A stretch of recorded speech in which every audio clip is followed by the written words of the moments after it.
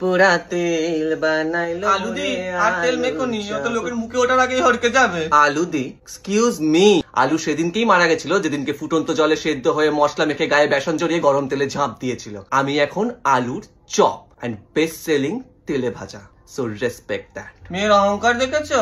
আলু ছিল যখন তখন গায়ে পোকা ধরে গেছিল, এখন চপ হয়ে কত রঙ্গ দেখবো। ছাড়ো না পেঁয়াজি দি, কি দরকার? একই ঝুড়িতে আছি সবাই, এক্ষুনি তুমি বিক্রি হয়ে যাবে, আমি বিক্রি হয়ে যাবো, সবাই বিক্রি হয়ে যাবে, কি দরকার এত? বাবা বেগুনি, তুই এত ভদ্র হলি কবে থেকে? যেদিন থেকে তোমার এই অভদ্রতা আমি এগুলো দেখছি সেদিন থেকে।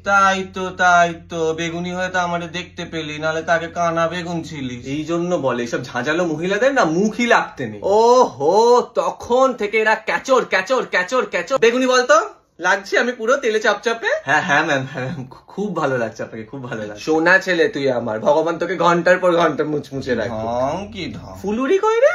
ফুলু, আই ফুলুরি।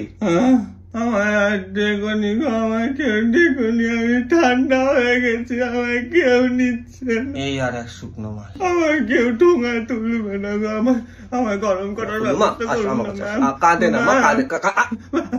ম্যাম এই তো নিয়েছে ঠোঙায় তুলে, এইবার চপ শিল্পের ব্র্যান্ড অ্যাম্বাসাডার এবার আমি। মা